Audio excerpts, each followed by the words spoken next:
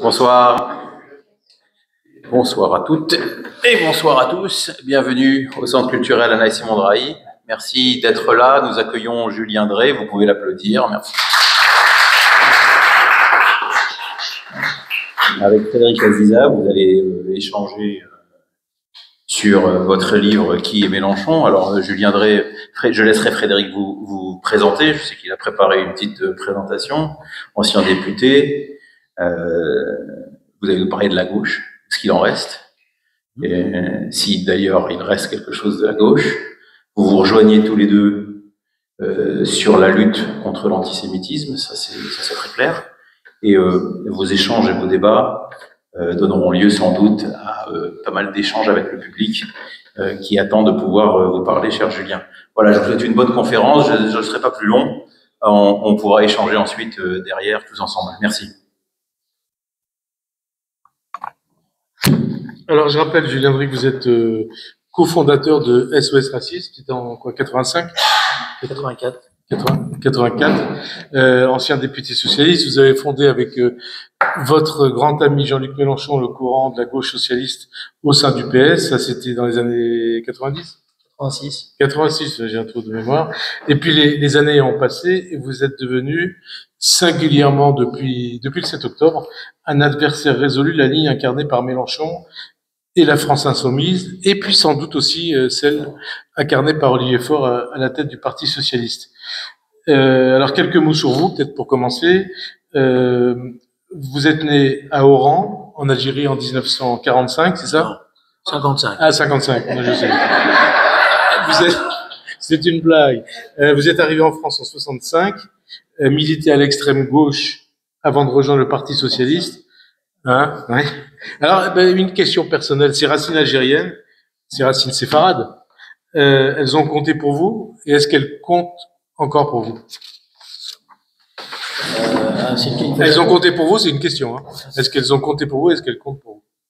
C'est-à-dire que bonjour d'abord et bonsoir. Merci d'être là. Bon, je vais essayer de répondre à la question.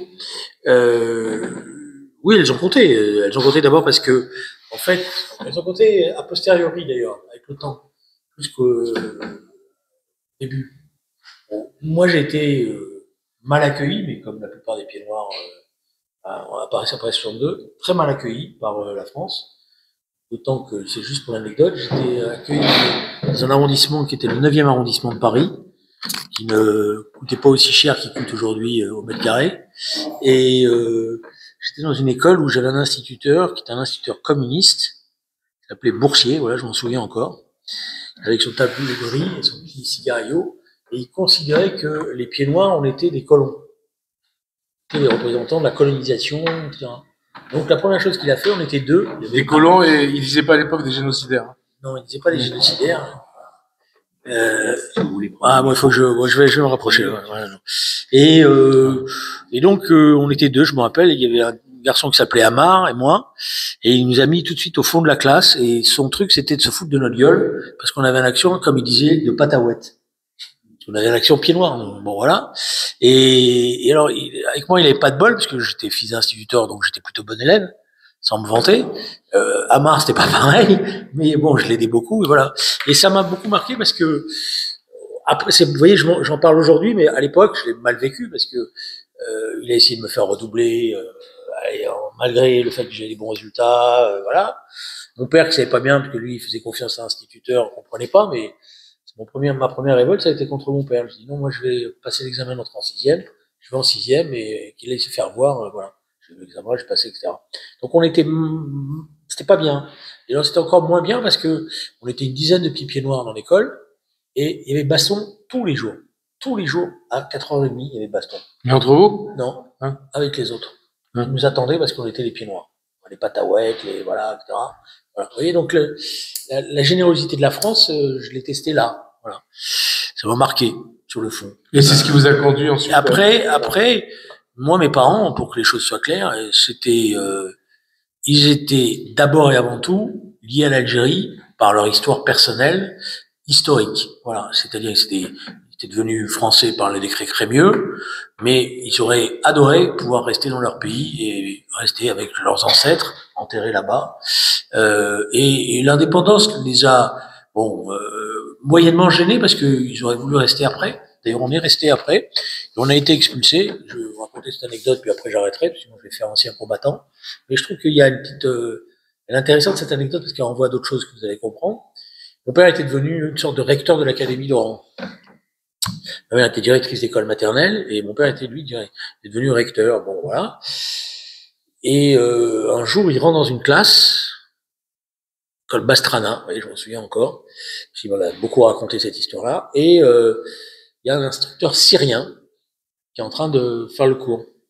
Et il y a la carte du Moyen-Orient qui est dessinée au tableau et l'État d'Israël est rayé. Donc il s'adresse à l'instructeur syrien, il dit ça c'est pas dans les cours, ça. Qu'est-ce que c'est que ce truc-là? L'autre tu dis mais qui t'es toi? Il dit bah moi je suis le recteur quoi. Ouais mais bon, en gros t'es un Français quoi. Hein. Bon voilà. Et il regarde les cahiers et dans le cahier il y avait une anecdote qui était la suivante. Il y a 5 juifs qui jouent au billes. Mohamed vient, il en tue 3. Combien il en reste? Cette anecdote, vous l'aurez trouvée à Gaza, dans les cahiers, il y a 2 ans, qui ont été, voilà. C'est du vécu, ça, hein? Oui, c'est du vécu, oui. Il faut pas inventer. Voilà, je vais inventer ça. Voilà, donc ça a dégénéré. Comme il était sanguin, mon père, un peu comme il m'a transmis ça, ça a dégénéré, comme il était quand même, voilà, donc ça a dégénéré en bagarre. Il a fait un rapport, et puis un jour, des copains à lui lui ont dit, écoute, sauve-toi, parce que Boumediene vient de faire un coup d'État, il a renversé Ben Bella, et t'es parmi les gens qui doivent être arrêtés parce que t'es, voilà. Donc moi je vous raconte ça parce que nous on est parti de manière violente, en laissant tout, mais vraiment tout, ce qui fait souvent que je dis à Rima Hassan que moi je suis d'accord avec elle. Puisque elle veut qu'il y ait le droit au retour, moi je demande le droit au retour pour le million de pieds noirs qui ont été expulsés d'Algérie. Voilà. Et donc on me rend l'appartement de mes parents. Voilà.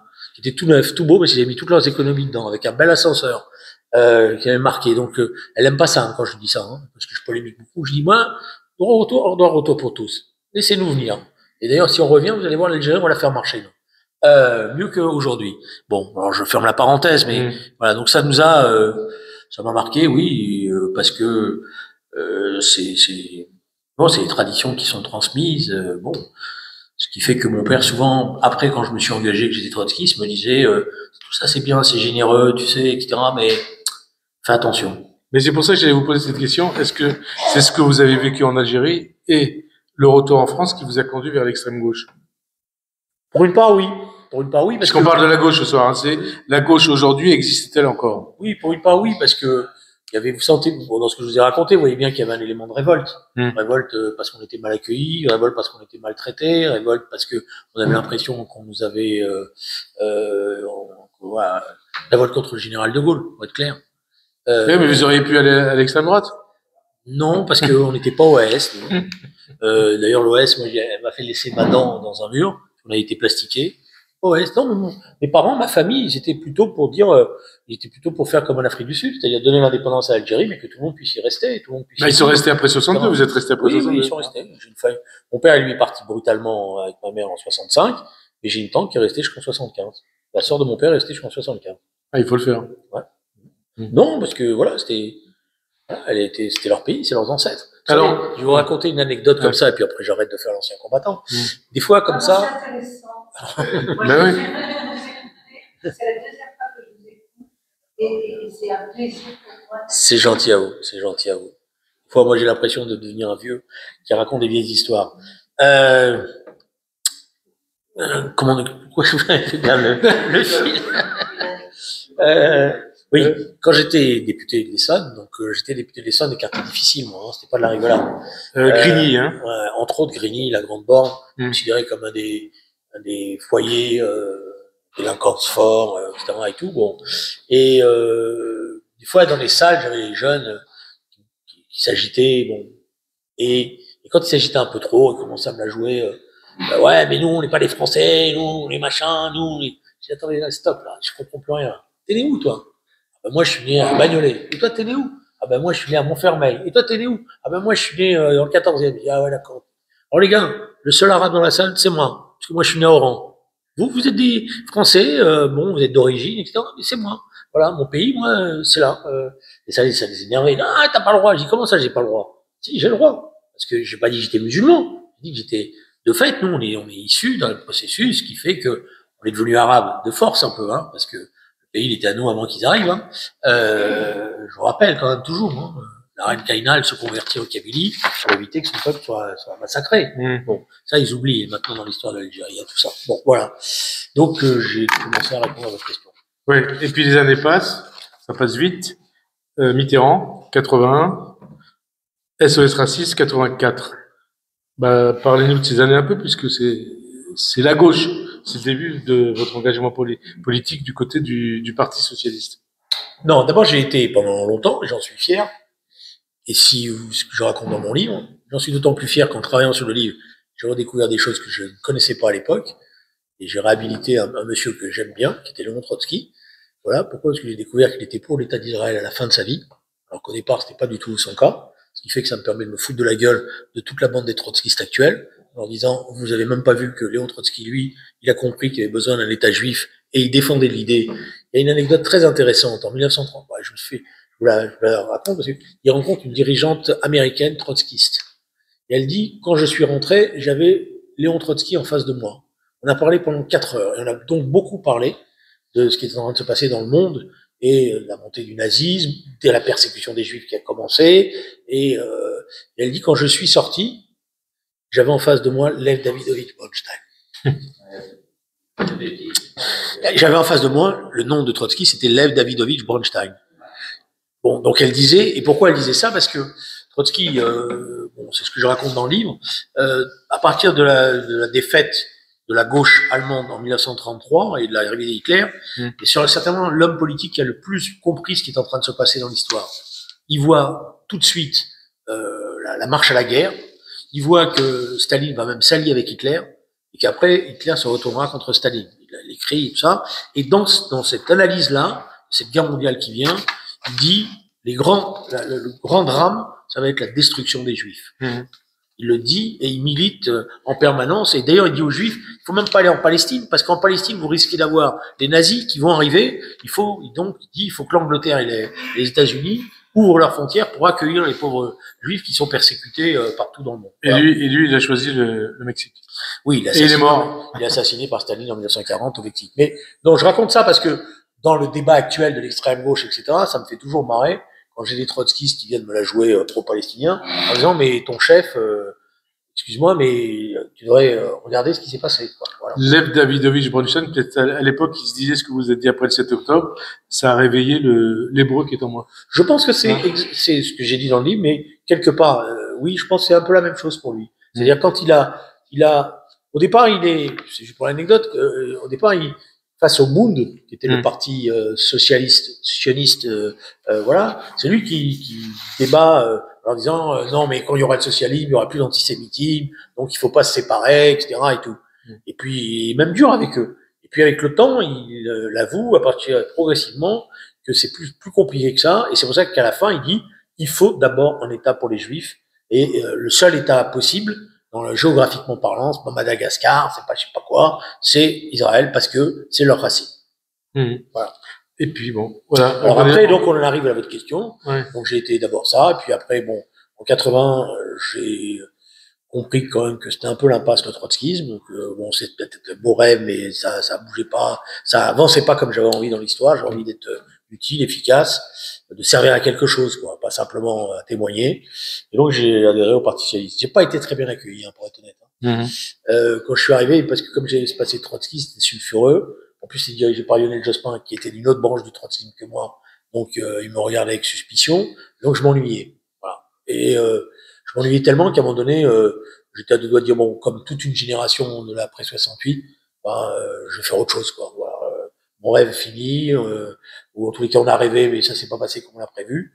Et puis, j'étais avec une bande de copains, et la montée du Front National commençait à devenir pesante, et j'ai conçu la naissance de SOS Racisme, voilà, et puis ça a pris l'ampleur que ça a pris, avec ce porte-parole qui était qui était une belle figure symbolique, Arlette Désir, Ouais.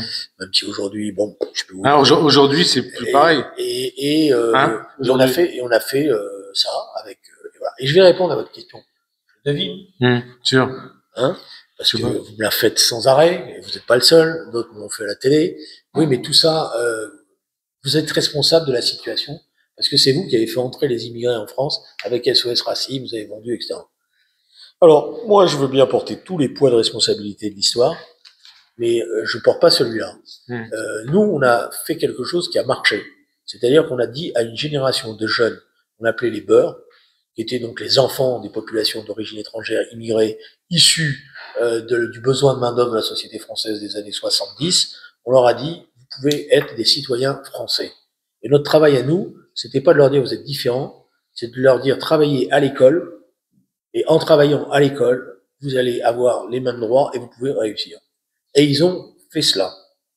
Après, derrière, ce qui s'est passé, c'est que d'abord, les politiques, de gauche comme de droite, ont laissé s'installer ce que j'appelle la ghettoisation, c'est-à-dire la misère toujours dans les mêmes endroits, et voilà. Ils ont, y compris, comme ils n'étaient pas capables de se battre pour une vraie assimilation, une vraie intégration, mis en place une politique d'accommodement raisonnable, d'abord avec les grands frères, après avec les associations de quartier, tu sais pas quoi, et à la fin avec les imams. Donc moi, ma responsabilité, elle s'arrête au fait que toute une génération a travaillé, a réussi. Après, je suis comme tout le monde, hein, je porte ma responsabilité d'une autre manière. J'ai essayé de dire à ma famille politique, les socialistes, que il y avait des choses qu'il fallait arrêter de faire, et malheureusement, j'ai pas réussi. Voilà. J'ai pas réussi puisque finalement, la droite comme la gauche, on a continué à faire n'importe quoi. Alors, on en vient à votre livre, Qui est Mélenchon? Sans point d'interrogation. Alors, vous l'avez rencontré en 86, hein. Vous avez milité 18 ans à ses côtés au sein du PS avant de rompre avec lui. Qu'est-ce qu'il y a de commun entre le Mélenchon 2025 et celui de 86? Rien. Rien. Désolé de vous dire, rien. Et depuis quand vous dites ça, d'ailleurs? Depuis quand vous dites c'est plus le même? Alors, depuis, pour être honnête, depuis 2022, ça commence en 2022, dans la présidentielle de 2021-2022, et puis depuis le 7 octobre, bon, voilà, si on se voit dans la rue, on va se taper dessus, hein. Tout de suite, même avec mon âge et mon temps, ma canne, je lui casse sur la tête, hein. Ah, vous lui cassez sur la tête? Ah, je lui casse sur la tête sans hésiter. Et seulement à lui, tous ceux qui le... Non, lui d'abord. Parce que les autres sont plus jeunes, ils sont plus forts que moi. Lui, c'est mon âge. C'est votre canne? Ouais, elle est bonne. Elle est faite pour ça. Ce serait dommage de la casser. Non, elle se cassera pas. C'est une Ukrainienne, donc elle se cassera pas. Voilà, donc non, il a rien à voir. Pour moi, c'est devenu, je vous le dis comme je le pense, et je vous le dis ici, vous allez enregistrer, ça va l'énerver, c'est un salaud. Voilà. C'est un salaud pour une raison simple. Je crois que, alors, c'est un salaud d'autant plus grave que maintenant, je pense qu'il croit à ce qu'il dit. Je crois à ce qu'il dit. Voilà. Ça serait qu'un cynique qui m'aurait dit, tu comprends, Julien, pour devenir président de la République, j'ai besoin de faire un peu de clin d'œil aux banlieues, aux quartiers, etc. et tout. Je dis, ah bon, t'es cynique. T'es un enfoiré. Et là, maintenant, je crois à ce qu'il dit. C'est-à-dire, je crois qu'il est en train, alors, ça l'a beaucoup énervé. C'est la première fois que j'ai réussi à y en mettre une. Voilà. Récemment. Bon, vous savez très bien, puisque c'est vous qui me l'avez signalé. Je suis Aziza. Non, mais je vois pas de quoi vous parlez. Ah, si, vous savez très bien. Arrêtez de faire arrête, je vais le tutoyer, hein, ça fait, je le connais depuis, voilà. Il se trouve que dans une réunion comme ça, à Créteil, il y a quelques mois, bon, on parle de Mélenchon, et puis il y a deux messieurs qui viennent me voir à la fin. Ils disent, vous savez, Mélenchon, on le connaît bien, nous. Je dis, ah bon, bah, moi aussi, je le connais bien. J'ai fait un livre sur lui. Ah, ceux qui étaient à l'école avec lui. Et là, ils me disent, non, mais nous, on le connaît bien. Je dis, bah, d'accord, mais quoi? On a été à l'école avec lui. Je dis, ouais, c'est bien. Et alors? Elle me dit, non, mais c'est un antisémite, déjà. J'ai commencé à... Vous disiez, il avait 5 ans, hein. 5 ou 7 ans, je sais pas. Ouais, je dis, mais comment ça? Il dit, non, parce que nous, on était d'abord, contrairement à ce qu'il raconte, il n'est pas pied noir. Vous savez, regardez comme quand il raconte son histoire, il mélange. Il n'y a rien à voir avec un pied noir. Ses parents étaient des fonctionnaires français détachés au Maroc, et après, je crois un peu en Algérie, des fonctionnaires des... C'était des colons, quoi. Mais non, c'est pas des colons. C'est pas des colons. Les colons, c'est des gens qui proprient. C'est des fonctionnaires. Mais non, pas du tout. Des fonctionnaires français qui faisaient de la coopération en Algérie détachés. Et vous savez pourquoi ils le faisaient? Parce que c'était intéressant de faire la coopération. Parce que quand vous travaillez 2 ans, c'est 3 ans pour la retraite. Et vous étiez mieux payé. Donc il y avait beaucoup de gens qui se battaient pour faire de la coopération. Eux, donc ses parents ne sont pas nés, contrairement à ce qu'il essaie de raconter, ne sont pas nés en Algérie. Ses racines ne sont pas liées en Algérie ou au Maroc, etc. Quand il dit chez nous, c'est pas chez lui. Voilà, rien à voir. Voilà, vous, peut-être, bon, non. Voilà, lui, il a rien à voir. Donc, il se raconte une mythologie, quand même, hein. C'est intéressant. Mais peut-être qu'il y croit quand vous dites, hein, peut-être que... Non, je crois non, ça, il n'y croit pas, il sait qu'il est. Non, je crois qu'il en a besoin par rapport à ce qu'il fait aujourd'hui. Voilà. Et donc, les messieurs qui sont là me disent, il était antisémite. Alors là, je dis, bon, vous exagérez quand même, vous la forcez l'adresse. Mais non, parce que comme sa mère était très liée au curé de l'église du Maroc, etc., elle était, lui, alors ça, je savais, il me l'avait dit, lui, il était bedeau, c'est comme ça qu'on dit. C'est-à-dire qu'il aidait le curé à faire etc. et tout. Sa mère, elle participait à toutes les kermesses, je sais pas quoi. Et lui, il passait son temps à l'école à nous dire que nous, on était les assassins de Jésus. Voilà. Alors, j'ai raconté ça. Bon, je l'aurais mis dans le livre, hein, honnêtement, si je l'avais eu à l'avance. Je savais qu'il y avait un truc qui clochait dans son enfant. J'avais déjà eu des éléments, mais j'avais pas d'éléments tangibles. Bon, voilà, maintenant j'en ai. Et voilà, c'est pour ça que je l'ai dit à la télévision il y a quelques semaines, et que là, pour la première fois, alors que d'habitude, il ne répond jamais à rien, etc., surtout me concernant, pour la première fois, il a fait un tweet que Frédéric m'a en disant c'est dégueulasse, on s'en prend. Il n'a pas démenti. Hein. Et voilà, c'est ça que j'allais dire. Laisse-moi mes effets, quand même. Il n'a pas démenti. Il aurait pu dire c'est dégueulasse, hein. Non, il dit comment on peut s'en prendre à un gamin de 14 ans, aux dérives d'un gamin de 14 ans, etc. Ah, c'est 14 ans, c'est pas 5 ans, c'est 14 ans. Voilà. Voilà. Donc il n'a pas démenti. Donc pourquoi je vous raconte ça? Parce que avec le temps, on dit souvent que revient plus vous avancez dans le temps, plus vos racines, vos histoires reprennent part de votre personnalité, une forme de retour. Donc on vit, je vois à peu près les têtes qu'il y a dans la salle, on vit ça un peu, quoi. Et je pense que quelque part chez lui, il y a de ça aussi. C'est pour ça que je vous dis, c'est compliqué que simplement une relation opportuniste à une clientèle, c'est autre chose. Et je finis là-dessus, je m'excuse d'être long. Moi, je suis très inquiet, très inquiet, depuis quelques semaines, par la tournure que prennent les comportements de la France insoumise. Voilà. Une chose a été le débat idéologique jusqu'à maintenant, et les dérives génocidaires et tout. Mais regardez maintenant la tonalité des choses. La tonalité, elle est différente. Maintenant, c'est la chasse aux Juifs qui commence. Le Tour de France, l'équipe d'Israël. Ah, on allait en parler. Amir. De les magasins. Voilà, les magasins. Tout. Les optiques. Voilà. Voilà. Donc, on est en train de rentrer dans une autre logique. On est en train et c'est pour ça que je suis inquiet, parce que quand on rentre dans cette logique-là, il y aura forcément à un moment donné d'autres qui vont, eux, interpréter pratiquement ce que lui, il est en train de faire. Ça veut dire, mais je voulais en parler après, mais ça veut dire que pour vous, à partir de là, il peut y avoir des passages à l'acte. Oui, hein? Je pense ça. Passage à l'acte, ça veut dire passage à l'acte violent, on peut tuer des juifs. Tuer, j'en sais rien, j'espère pas, c'est pas ça. Mais je pense que on est rentré dans une... Ça m'inquiète, voilà, je vous le dis comme je le pense, voilà, ça m'inquiète ce qui est en train de se passer. Parce que on est en train de sortir du simple débat Gaza, génocidaire, tout ce que vous voulez, on est en train de désigner les Juifs comme étant désormais les boucs émissaires, à nouveau, qui empêchent, qui sont sanguinaires. Bientôt, on va nous expliquer qu'on suce le sang des enfants gazaouis. Ou qu'on fait des, voilà. Qu'on fait des matzot. Il y a même déjà que ça a commencé, puisque je vous signale qu'il y a 3 semaines, ils ont commencé à expliquer qu'il y avait un trafic d'organes qui était organisé par l'armée israélienne à partir de Gaza. Ouais.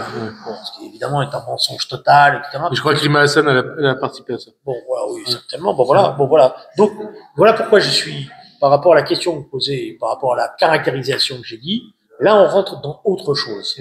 Voilà. Et alors, ça a commencé quand il a attaqué Jérôme Gage en disant, il a au cou, voilà. Alors, juste pour l'anecdote, comme ça, c'est intéressant de voir l'évolution du personnage. Jérôme Gage, c'est pas rien pour Mélenchon. C'est pas rien. Quand Mélenchon est d'abord maire adjoint à Massy, puis après sénateur de Massy, etc., la communauté juive de Massy était une communauté puissante, forte. Et un des patrons de la communauté, c'est comme ça qu'on dit, je crois, hein, enfin voilà, bon, en tous les cas, un des responsables de la communauté, parce que le patronat c'est autre chose, un des responsables s'appelait Jean-Pierre Gage. C'était le père de Jérôme Gage. Voilà. Et Jean-Pierre était un kiné, connu, adoré dans la ville, parce qu'évidemment, il comptait pas les heures pour aider les uns, pour aider les autres, etc. Et Jérôme, c'était quasiment le fils de Jean-Luc Mélenchon. Comme il n'avait pas de garçon, qu'il n'avait qu'une petite fille, fille, plus exactement, qui est aujourd'hui mariée à un député de la France Insoumise, qui s'appelle Gabriel Amar. Et ce Gabriel Amar, d'ailleurs, signale régulièrement dès que vous parlez avec lui, je suis pas juif. Bon, la première fois que je l'ai rencontré, il me dit ça. Parce que pour moi, Amar, bon voilà, il n'y a pas de doute, quoi. Ah, ça fait penser à quelque chose. L'Isaac, pendant la guerre, disait, l'Isaac n'est pas Isaac. Hein? Bon voilà, en tous les cas, lui, ça m'avait marqué, parce que je l'avais rencontré à l'époque, il était, voilà. Il m'a dit, mais moi, je suis pas juif. Alors, je dis, ah bon, d'accord, ok. Bon, ça peut arriver, hein. Bon, nul n'est parfait. Et donc, pourquoi je vous raconte ça? Parce que, non, parce que par rapport à Amar, Mélenchon dit, mes petits-enfants sont juifs. Non, mais c'est pas vrai. C'est ce qu'il dit. Ah ben voilà, donc ça fait partie du mensonge. Ça, c'est pas vrai. Je peux pas être antisémite, mais voilà. Ce n'est pas vrai, je peux en témoigner, parce que ça, j'ai encore dans les oreilles, parce que ça m'avait choqué, même, pour être honnête, à l'époque. Bon, j'avais même dit, mais t'es sûr? Bon, parce que, bon, en plus, moi, j'avais mon petit Amar de l'école, à l'école avec moi, qui, bon, enfin, peu importe. Mais ce qui est intéressant, c'est que, j'ai raconté dans le livre, d'ailleurs, tous les vendredis, on avait une réunion des responsables socialistes, voilà, c'était une tradition qu'on avait entre nous. Et en général, on se retrouvait vers 19h, dans son bureau, d'ailleurs, à Massy, c'était là un peu le quartier général, les grands élus, ce qu'on appelait les grands élus, les députés, sénateurs, etc. Et oui, parce que Gabriel Amar, son nom, il a écrit A-M-A-R-D. Enfin, peu importe. Et non, toujours est-il que, le D, tu peux rajouter quand t'as envie. Ouais. Toujours est-il que, souvent, une fois qu'on a fait le point un peu de la situation, c'était Mélenchon qui levait le siège, disant, bon les gars, je suis désolé, mais moi j'ai un Shabbat. Parce que comme il était adoré par la communauté juive de Massy, via Jean-Pierre, etc., il était invité sans arrêt dans les familles pour faire le Shabbat, etc. Et il se foutait de notre gueule d'ailleurs, parce qu'il me disait, ah, vous êtes des mauvais juifs, vous faites pas le Shabbat, etc., etc. Bon, voilà. Donc c'est intéressant de voir le personnage, voilà, l'évolution. Non, mais retour, on se l'anecdote, des fois, vaut plus que le récit politique, parce qu'elle révèle quelque chose, quoi. Voilà. Bon. Donc, mais on se souvient de Mélenchon il y a 30 ans, même quand il était ministre de Jospin, il était très judéophile et il était plutôt pro-israélien. Il était de quoi? Judéophile. Alors, il était proche des Juifs. Il se disait proche des Juifs. Alors, il se disait proche de la communauté, c'est vrai, etc. Il avait tapé sur l'Iran à l'époque, on s'en souvient. Oui,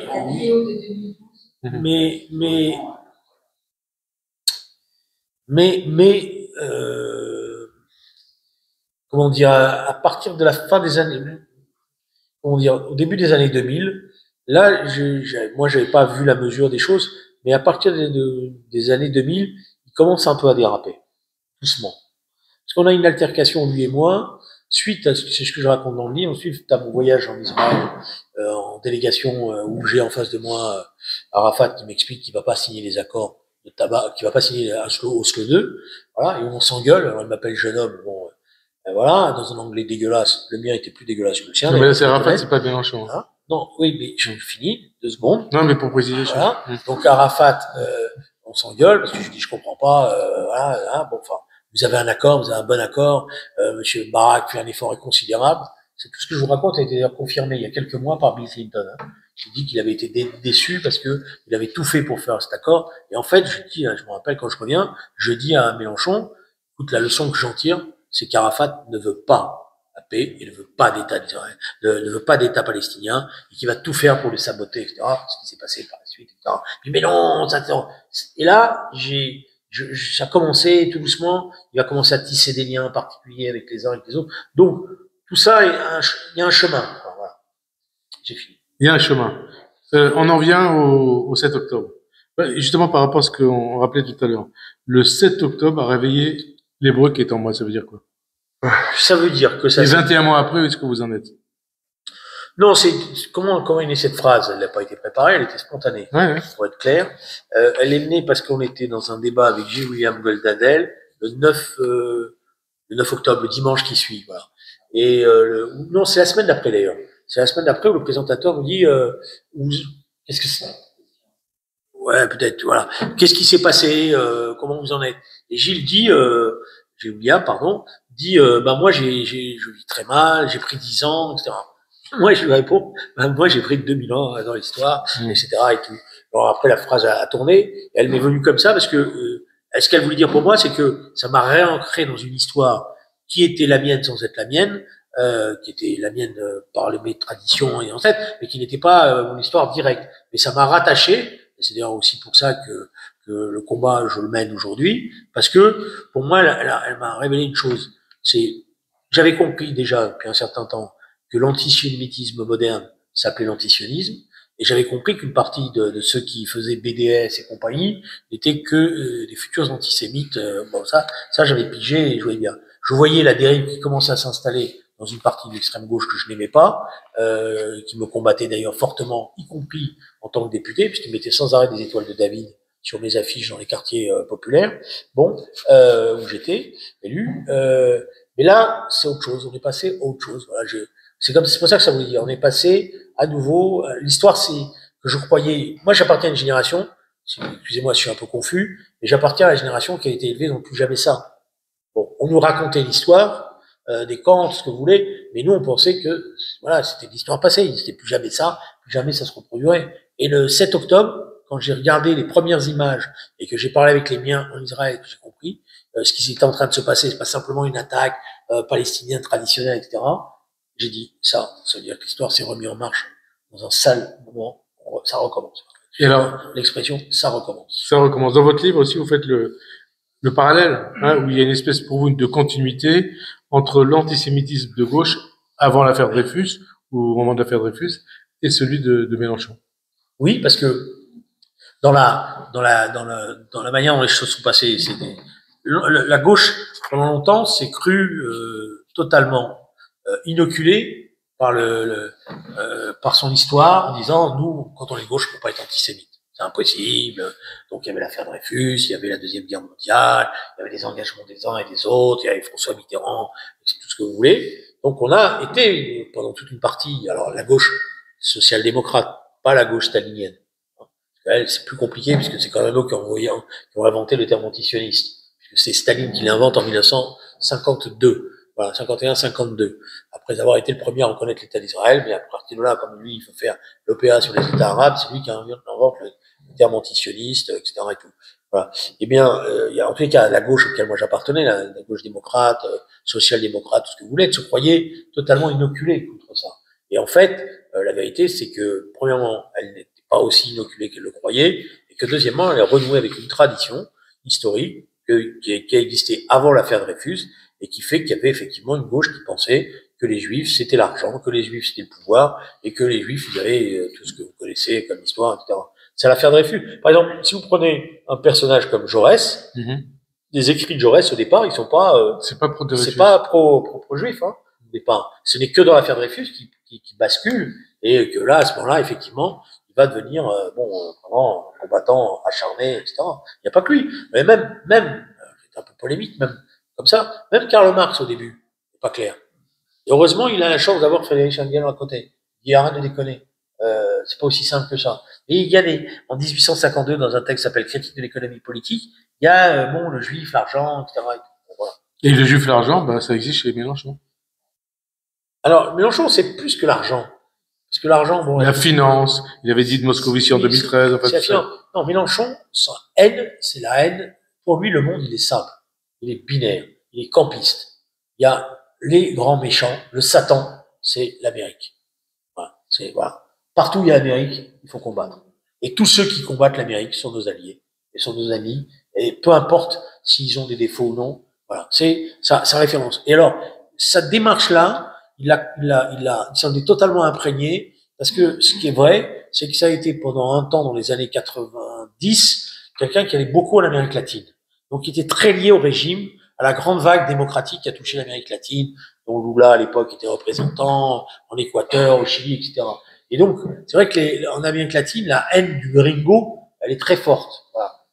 Souvent, il me disait, mais tu te rends pas compte ce qu'a fait l'Amérique, l'Amérique latine, etc. Bon, ouais, je veux bien d'accord, ok, mais quand même, n'exagérons rien. Et donc, c'est là que ça commence. Et à partir de là, la haine de l'Amérique va devenir une référence, et elle va devenir même sa première grille de lecture dans les événements mondiaux. Et d'ailleurs, vous voyez, il est avec la Chine contre l'Amérique. Il est avec la Russie contre l'Amérique. Il est avec le Venezuela contre l'Amérique. Voilà. Il est avec Corbyn contre l'Amérique. Parce qu'on peut faire le parallèle aujourd'hui entre le Corbyn de 2019 et le Mélenchon d'aujourd'hui. Oui, parce que en fait, ça leur plaît pas, mais en fait, dans le processus idéologique, si je peux me permettre de, tout ça a été, c'est ça qui est dangereux d'ailleurs, c'est quand les gens ils commencent à, quand c'est pas simplement des sentiments, mais que ça est théorisé et que c'est réfléchi, que c'est voilà, et que c'est une vision du monde qui s'installe. Ils considèrent désormais, il y a en fait, ça commence comme ça. Dans le début des années 70, il y a un dirigeant trotskiste anglais qui avait vécu en Palestine, qui avait fait, voilà, qui revient en Angleterre et qui commence à dénoncer la dérive colonialiste d'Israël. Voilà, ça commence comme ça. Et puis, progressivement, il va considérer que ce qu'ils appellent, c'est leur concept, hein, moi je fais que reprendre leur concept d'ailleurs, ce qu'ils appellent les masses islamistes, qui donc s'affrontent à l'impérialisme américain, mais dans le Moyen-Orient, à Israël, sont des alliés potentiels. Voilà. Et il va dire, désormais, notre objectif, c'est de s'allier avec les masses islamistes. Voilà. Ça, c'est les Anglais qui commencent à dire ça, avec Corbyn. Corbyn étant l'enfant de... J'ai oublié son nom. Bon, enfin voilà. Et celle qui va faire le pont de ça, et c'est pas rien, c'est Danielle Obono. Parce que Danielle Obono, avec son petit air là, etc., elle, c'est une des plus fortes idéologiquement parlant autour de lui. Elle vient pas, il l'a pas recrutée en lui filant un poste de député comme il a pu le faire pour d'autres. Danielle Obono, elle vient d'un mouvement trotskiste qui s'appelait Socialisme par en bas, qui était directement le produit du mouvement de M. Corbyn, etc.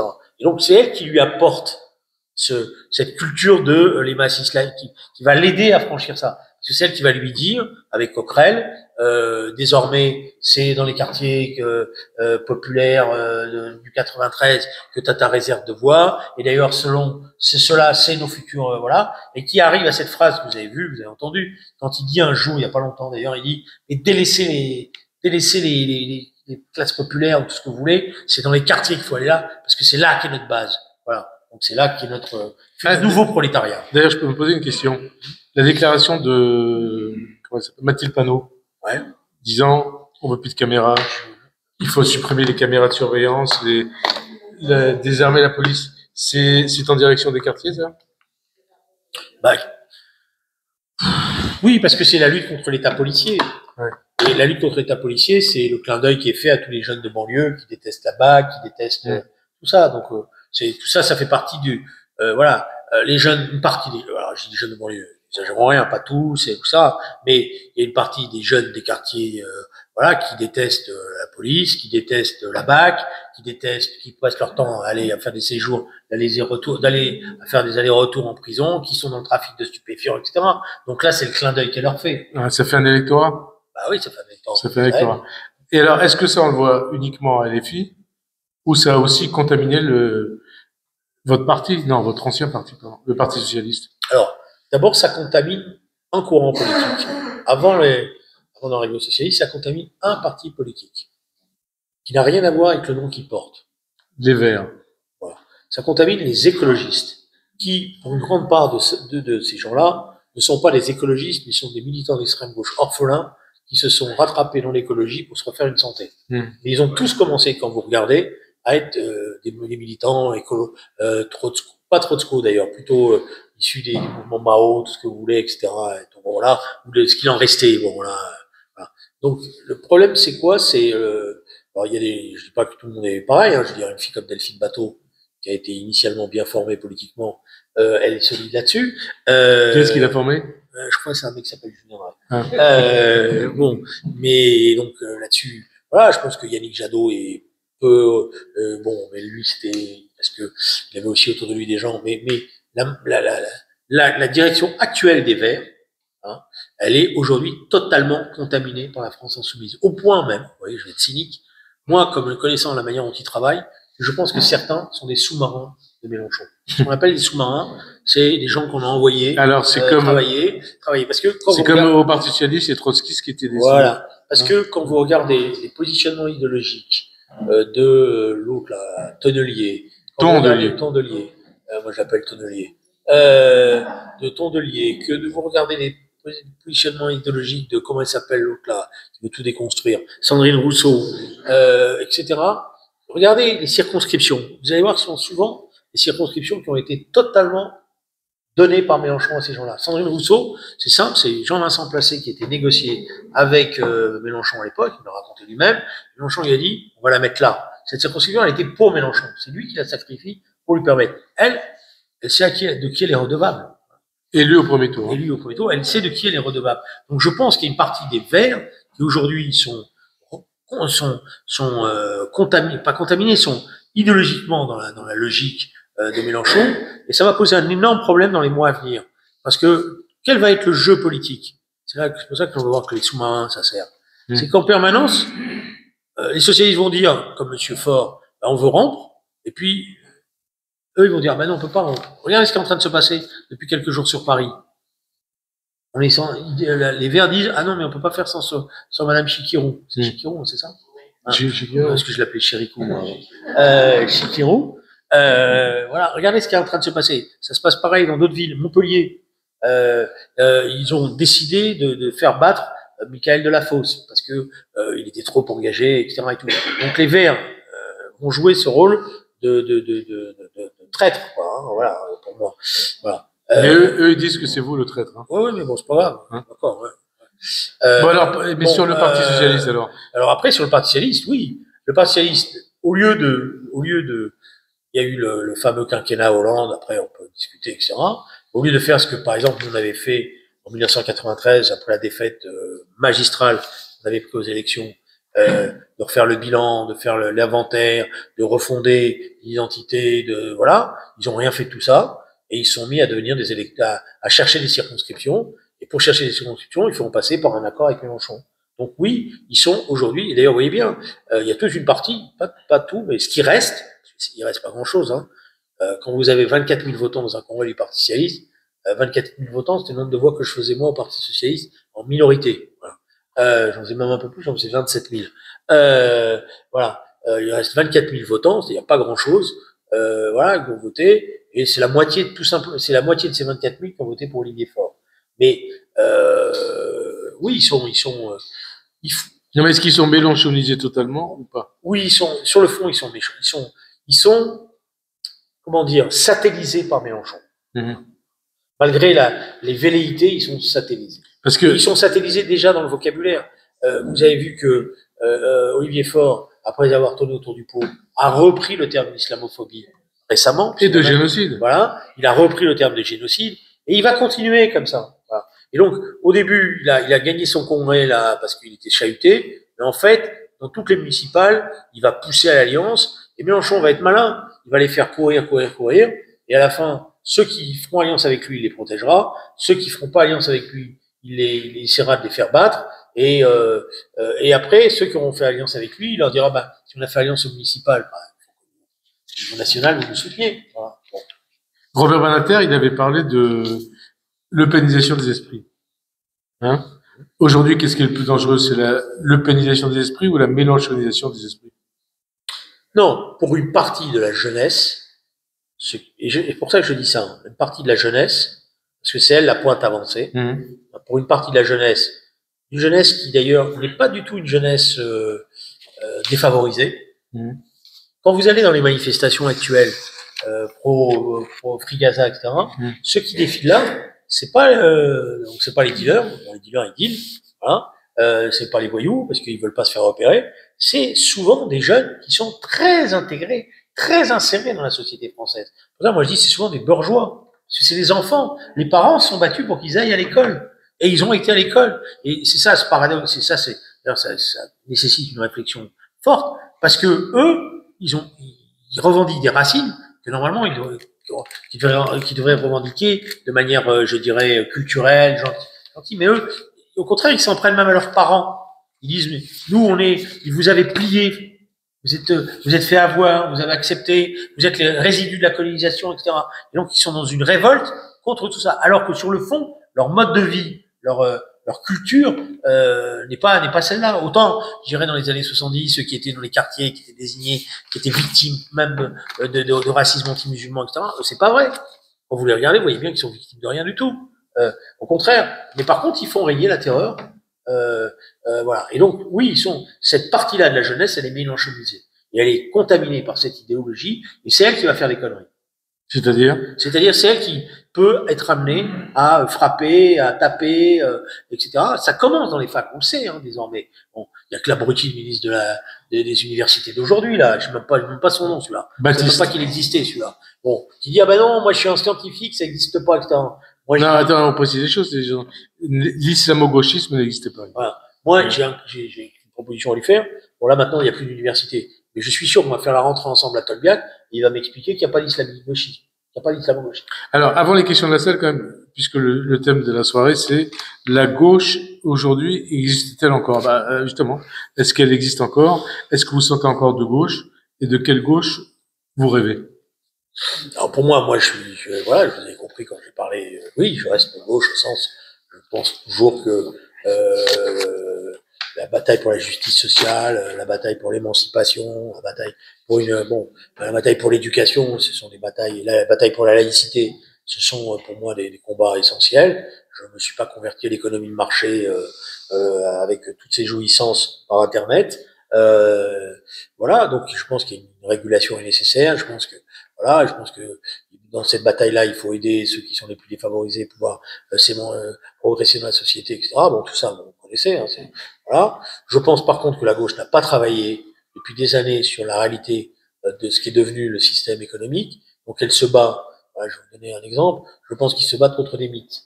C'est-à-dire ils se battent contre les petits patrons et ils oublient les multinationales du numérique. C'est extraordinaire. Donc ils passent leur temps à augmenter les impôts des petites entreprises, les mecs qui bossent, etc. Mais les multinationales numériques, elles n'existent pas pour eux. Voilà. Enfin, ils ont pas des impôts, ils sont pas au pouvoir. Non, d'accord, mais le travail de compréhension du monde devrait être celui-là. L'économie a profondément changé, a émergé un monde extrêmement inégalitaire, mais inégalitaire parce que la concentration des richesses n'a jamais été aussi forte que dans les mains d'une minorité qui fait la loi et qui s'émancipe de tout. Je veux dire, Elon Musk, c'est ça. Bon, alors, je sais pas si Trump va lui tordre le bras ou non, mais c'est quand même ça. Je veux dire, c'est alors, de quelle gauche? Parce que les gens qui sont dans la salle veulent vous poser des questions. Donc, de quelle gauche vous rêvez? Donc, moi, je considère que il y a une gauche républicaine, laïque, qui doit continuer. Et ce qui m'intéresse, je vous invite à lire le numéro de Marianne qui est paru cette semaine. Le numéro de Marianne. Marianne est en train de devenir un bon journal. Voilà. Non, je vous le dis. Non, parce qu'elle va être virée. Natacha Polony, elle a juste le droit d'écrire dans une tribune. Ils n'ont qu'une idée en tête, c'est de la virer. Je vous le dis tout de suite. Voilà, ils ont raison. Mais Marianne, c'est comme le journal Franc-Tireur. C'est un bon journal. Voilà. Et comme le Canard enchaîné aussi. Le Canard enchaîné, ça dépend des jours. C'est quand t'écris ou quand t'écris pas. Bon, toujours est-il que, mais c'est intéressant le numéro de Marianne parce que Marianne a fait une enquête qui montre qu'il y a ce qu'ils appellent la troisième gauche. C'est-à-dire, il montre qu'il y a toute une gauche social-démocrate aujourd'hui qui est en train de comprendre que elle s'est énormément éloignée du pouvoir parce que elle s'est laissée phagocyter par tout ce qu'on vient de se dire, etc.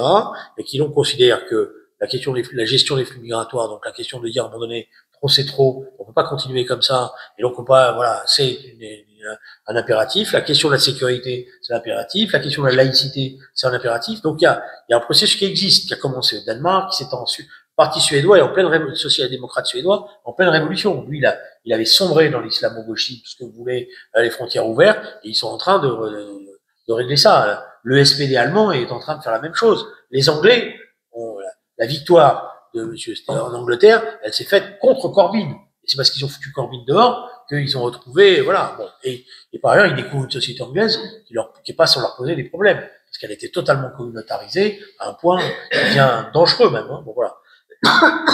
Donc, alors, le seul pays pour l'instant qui est pas encore, il y en a deux. Il y a l'Espagne. Mais je désespère pas qu'ils vont perdre les élections dans pas longtemps. Donc, ça va les amener peut-être un peu plus de raison, normalement. Et il y a la France.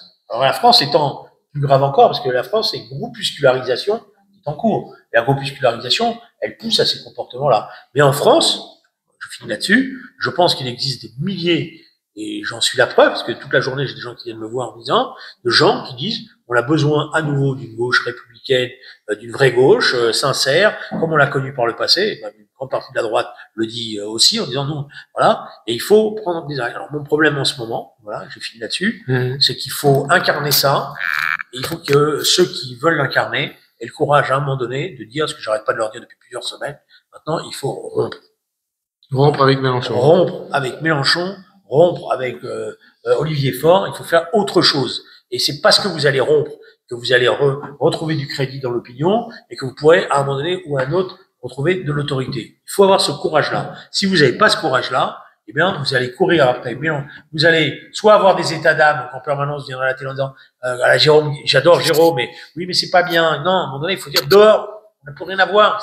Voilà. Moi, je pense que c'est comme ça qu'on va être écouté. Si je viens dans une salle et que je dis, j'ai rien à voir avec ces gens-là, et pour moi, c'est pas la gauche, ça n'a rien à voir, etc. Les gens vont dire, ah, d'accord. Et si je leur dis, non, mais c'est compliqué, on va peut-être faire un peu, bah, ils vont dire, bon, vous êtes pareil qu'eux. Alors, les questions de la salle. Merci.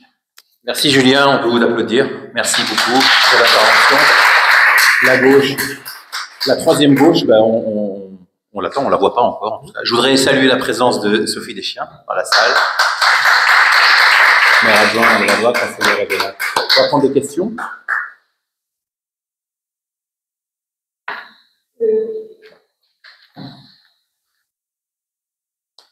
Étant donné que le thème de la gauche était central à cette conférence, j'aimerais que vous continuiez à développer cela, s'il vous plaît.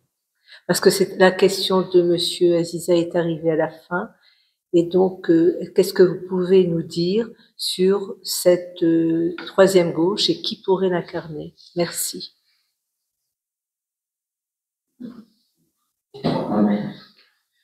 Alors, bon, qui, j'en sais rien. Si, j'ai une petite idée, mais bon, je la garde pour moi pour l'instant encore. Non,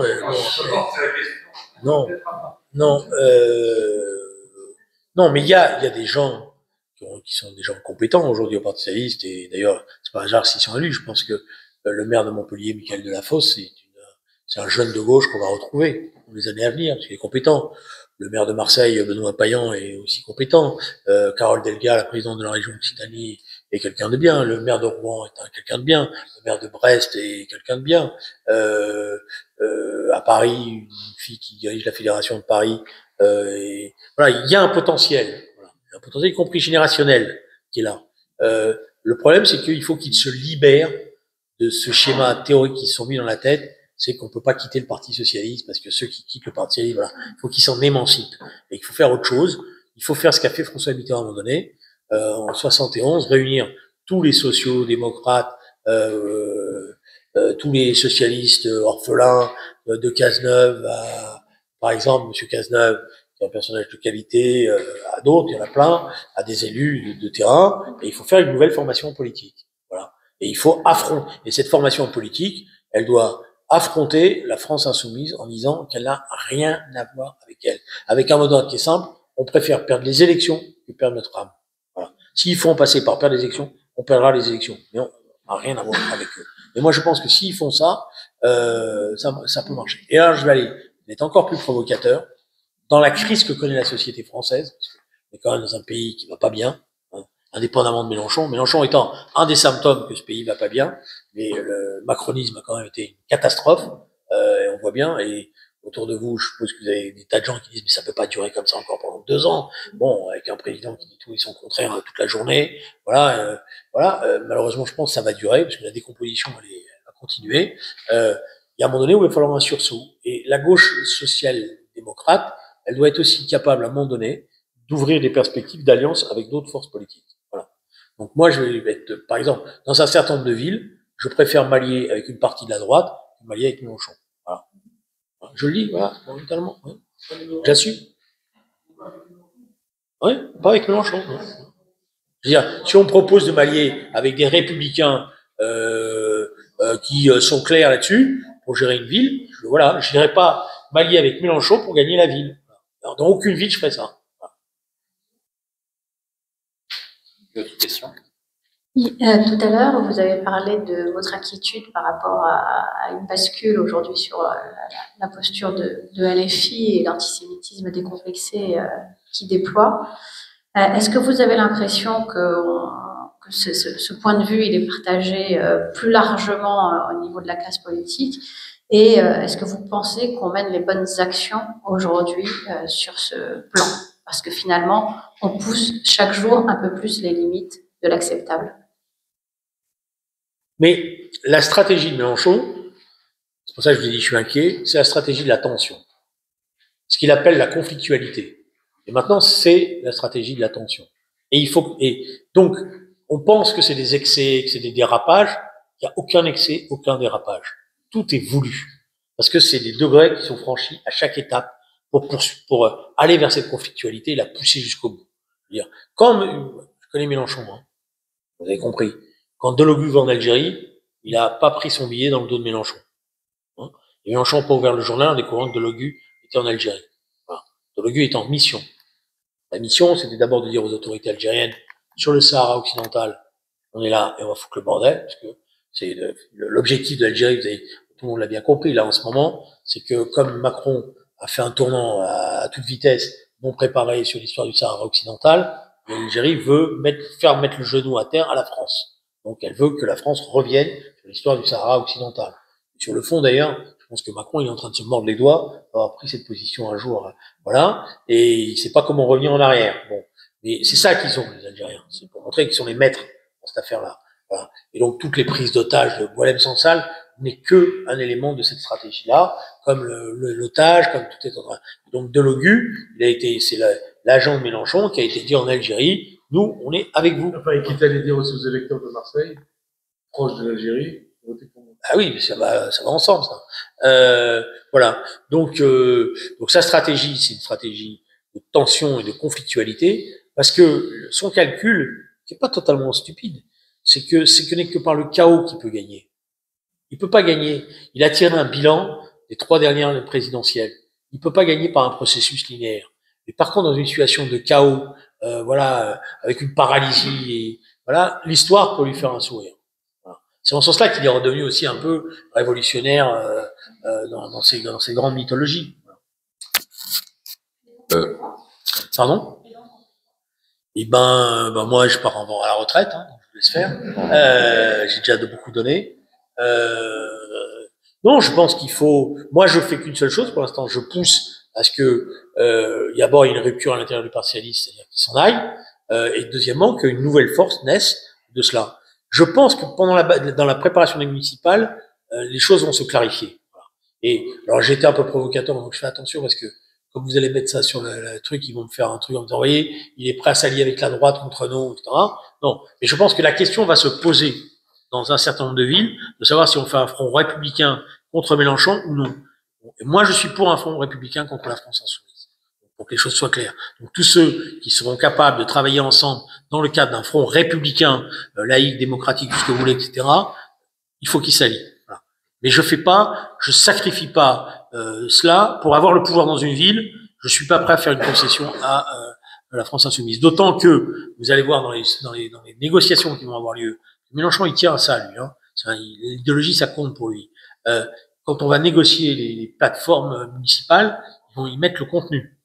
Voilà sur. Bonsoir.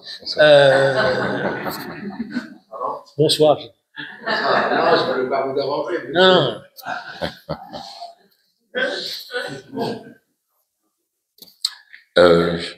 J'aimerais vous poser une question. Dans le Front républicain que vous appelez de vos vœux, vous l'appelez comme un élément pouvant empêcher Mélenchon d'être au second tour lors de la présidentielle. Non, moi je l'appelle pour qu'il soit pas au second tour, oui. Non, justement, pour qu'il puisse battre Mélenchon présidentiel. Pour qu'il y ait un candidat social-démocrate ou issu de ce Front républicain qui nous empêche de retrouver dans une situation que Mélenchon n'attend que c'est le seul calcul de Mélenchon. D'ailleurs, maintenant, son calcul, c'est plus cynique que ça. C'est que c'est plus Le Pen, Mélenchon. Lui, il pense que ce sera Bardella, Mélenchon. Certes, mais dans le cas d'un second tour, Mélenchon et le candidat du Front National, on verra lequel à ce moment-là. Et ben moi, j'ai appris une chose. Vous imaginez que ça fait 25 ans qu'on me pose cette question-là. Je ne sais pas. Bon, voilà. Moi, j'ai une règle. Je me pose que les questions que je suis en capacité de résoudre. D'accord. Bon. Donc, pour l'instant, j'y suis pas. Donc, je vais pas me lancer dans des trucs qui vont, et pourquoi je vous dis ça? Parce que si je vous dis, moi, s'il y a Mélenchon Le Pen, je vais aller voter Le Pen. Dans l'heure qui suit, Mélenchon va aller partout en disant, vous avez vu, il va voter Le Pen, etc. Donc, je réponds pas à cette question parce que je vais faire tout pour que ça se passe pas. Donc, ne tombez pas dans ce piège-là. C'est le piège qu'il vous tend. Non. Alors bon. Alors je vais revenir à votre livre, comme ça on est sur des choses que vous avez écrites. Comment vous expliquez cette fascination de Mélenchon pour Lionel Jospin? Il y a tout un chapitre dans votre livre dont vous parlez de ce lien. Je crois que vous faites même allusion à une demande de Mélenchon de calmer un petit peu à cette époque les étudiants qui s'agitaient contre Jospin pour ne pas lui poser trop de problèmes. Ça, c'est ma première question.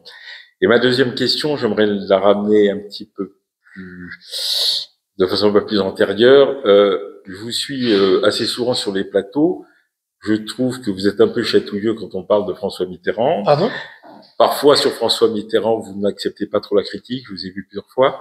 Et la question que j'aimerais Non, vous poser... moi, la critique de François Mitterrand, je l'ai faite quand il était là. Je la fais pas a posteriori. Et ce que j'admets pas, c'est qu'on dise que François Mitterrand est un collaborateur. Non, mais c'est pas ce que je dis. Alors justement, j'en viens. Quelle a été votre réaction quand vous avez appris les liens que Mitterrand continuait d'entretenir avec Bousquier? Alors, je vais mettre Jospin de côté, mais je vais répondre à cette question tout de suite. Vous allez vous allez signer un petit contrat, puis vous achèterez mes mémoires qui vont paraître dans quelques mois. Voilà. Et pourquoi je vous dis ça? Je vais vous la raconter en avance. Il se trouve qu'en 1994, quand le livre de Péan sur les relations de Mitterrand avec Bousquier sort, il y a une énorme campagne qui est développée par un certain nombre de socialistes contre Mitterrand. Et Mitterrand est très blessé par cette campagne-là. D'autant que le livre de Péan, si vous l'avez lu, n'est pas un livre méchant sur Mitterrand. Voilà. Il fait pas de Mitterrand un collaborateur, loin de là. Voilà. Au contraire. D'ailleurs, Péan lui-même me l'a dit, il m'a dit, moi, j'ai été dépassé par l'interprétation et l'utilisation de mon livre, qui n'était pas ça. Voilà. Donc, je ferme la parenthèse. Moi, je trouve que j'ai eu la discussion, et je me suis d'ailleurs posé longtemps cette question en moi-même, pourquoi Mitterrand avait pris 3h30 pour me raconter tout ça à moi. Voilà. Même s'il m'aimait bien, j'étais un petit jeune, etc. Mais bon, donc on a eu cette discussion. Et Mitterrand, bon, je vous la fais court, a dit, moi, premièrement, Julien, je n'étais pas un homme de gauche quand j'avais 20 ans. Je n'étais pas un homme de gauche quand j'avais 20 ans. Voilà. Deuxièmement, j'ai fait la guerre, je suis parti me battre. J'aurais pu me planquer dans un état-major, comme beaucoup de mes copains, etc. Moi, j'ai été blessé, j'ai été fait prisonnier. Voilà. Quand j'ai été fait prisonnier, vous croyez quoi, que j'avais Radio Londres dans mes stalags? Vous voyez que je savais qu'il y avait De Gaulle, résistant, etc.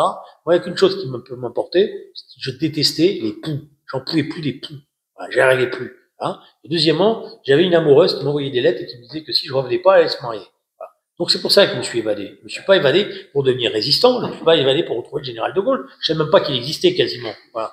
Voilà. Donc j'ai jamais prétendu ça, et vous avez aucun texte de moi qui dit ça. Moi, je me suis évadé, j'ai 2 fois, j'ai été repris, et quand j'ai été repris, j'aurais pu rester dans mon stalag, hein, si j'étais à attendre la libération, comme des milliers de prisonniers l'ont fait. Moi, j'ai pris les risques, et quand on était repris, c'était pas évident qu'on revenait au stalag, hein. Bon.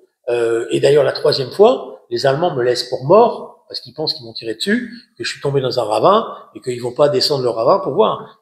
Bon, j'arrive à m'en sortir en rampant, et à me retrouver une dame qui va m'héberger, et qui va me permettre de regagner la France. Bon. Ça, deuxième chose. Troisièmement, il dit, moi, quand j'arrive à Nice, bon, bah, d'abord, je suis déçu parce que ma fiancée, elle s'est mariée, entre autres, elle s'appelait Catherine Langer, pour ceux qui s'en souviennent, c'est-à-dire la femme de Pierre Sabag. Il avait pas mauvais goût, hein, Mitterrand, à l'époque. Bon, donc, je suis un peu malheureux, donc, je suis un peu perdu. On me dit, ben, va t'occuper, et il a raison, il me dit, mais vous savez, à Nice, d'abord, c'est une zone, on n'était pas en zone allemande, on était c'est plus les Italiens. Voilà, à Nice, il y avait pas on me dit, vous avez pas vu l'oppression des Juifs et tout. Il disait, mais à Nice, il n'y avait pas ça. Il n'y avait pas les rafles dans les. Voilà, il y a des milliers de Juifs qui d'ailleurs vont être pris à partir de novembre 42 par la pénétration des Allemands allemands, ils ne vont pas se sauver. Et tout ça, bon, je voyais bien qu'il y avait des l'antisémitisme, j'en ai entendu parler, mais on n'était pas dans ce qu'on croit la chasse aux Juifs qu'il y avait en zone occupée, etc. et tout. Bon, on me dit d'aller m'occuper de mes amis prisonniers puisque j'y vais. Bon, et au début, j'y vais pas comme tout le monde, quoi. Je suis, la France a perdu, et je me rends compte de ce que c'est que la collaboration, et c'est à ce moment-là que je deviens résistant et que je rentre dans la résistance. Voilà. Alors après, et je finis, je me dis, quand je suis résistant, moi, je vais pas me planquer à Londres, hein, ni à Alger. Hein. Moi, le général de Gaulle, il veut même pas que je revienne en France. Il veut me garder près de lui parce qu'il a peur de moi. Et moi, je prends la décision de revenir. 2 fois, je suis parachuté. D'accord? Donc, je veux bien qu'on me dise tout ce qu'on veut. mais 2 fois je suis parachuté. Mon réseau est totalement démantelé en mars-avril 44. Et si vous voulez avoir la trace, vous lisez ce beau roman de Marguerite Duras qui s'appelle L'attente, où son meilleur ami, Mitterrand, il a échappé de justesse à l'arrestation, puisque les nazis, la police française, la milice, avait tendu un piège chez Marguerite Duras pour le prendre, pour Morland. Et il arrive, parce que il pris un peu cette tradition, il arrive en retard, c'est la concierge qui lui dit de ne pas monter. Voilà. Et comme il n'avait pas de montre, etc., parce qu'il ne portait jamais de montre, Mitterrand, grâce à ça, il ne monte pas et donc il n'est pas arrêté. Voilà. Mais il va aller, voilà, et d'ailleurs, une très belle histoire, puisque quand il y a la libération, j'ai oublié son nom, son meilleur ami. Non, bon, ça me revient, excusez-moi, a été lui arrêté. C'était l'amant de Marguerite Duras. C'est le premier livre sur les camps de concentration d'ailleurs, qui a été fait. Il a été arrêté et Mitterrand va prendre Robert Antel. Voilà, merci, cher ami. Et il va prendre une traction, alors, parce qu'il est ministre d'anciens combattants, et il va traverser toute la France, tout machin, etc. Il va arriver à Auschwitz. Et quand il arrive à Auschwitz, il cherche son Robert Anselme, voilà. Et puis, dans un champ, il y a quelques prisonniers détenus, déportés, qui sont là, et il entend une voix qui lui dit François, il s'approche et c'est Robert Anselme. Et les médecins lui disent il va mourir, c'est pas la peine, etc. Et lui il dit non, je le mets dans une couverture et je le ramène à Paris. Il l'a ramené à Paris, il a été soigné par Marguerite Duras et il a fait ce premier livre, etc. Bon, voilà. Alors après, pour finir, parce que j'élude pas la question, moi j'ai posé la question, il dit mais écoutez Julien, c'est simple, hein, Busquet nous a rendu des services. Comme plein d'hommes politiques, comme plein de responsables français, il nous a rendu des services. Comme le capitaine Martin, il nous a donné des papiers, il nous a donné des voilà, et plus évidemment on a broché la libération, plus il nous a rendu des services. Donc moi j'ai fait comme le général de Gaulle après. On a gardé un contact, voilà. Comme le général de Gaulle l'a fait avec Couve de Murville. Comme le général de Gaulle l'a fait avec plein d'autres, voilà. Après, on n'avait pas vu l'ampleur de ce que ça représentait. Alors là, il y a peut-être un petit mensonge, je crois même qu'il y a un gros mensonge. Il a de l'amitié qui était née avec Bousquet, parce que Bousquet était devenu le patron de la Dépêche du Midi. La Dépêche du Midi était un des éléments clés des campagnes de François Mitterrand. Il a pas été regardant sur, je dirais, le rôle de Bousquet dans la rafle de Drancy. Mais la vérité, c'est que il faut quand même pas se la raconter, hein. La police française, on nous dit formidable, la préfecture de police en 1944, etc. Mais la police française, elle a fait 42, hein.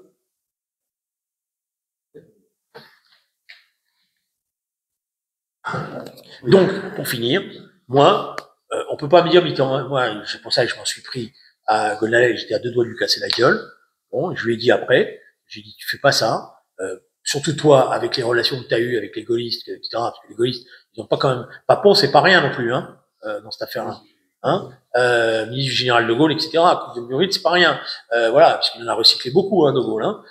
Voilà, je dis, tu vas pas de l'affaire. Voilà, c'est tout. Tu peux reprocher à Mitterrand une amitié trop forte, etc., et tout, mais t'en fais pas un collabo. Oui, bonsoir. Jospin. Jospin, quand il est jeune, il est trotskiste, et il est dans la mauvaise branche des trotskistes pour moi, parce qu'il y avait 2 branches, il y avait ce qu'on appelait les pablistes et les lambertistes. Les pablistes, c'était la bande à Créville.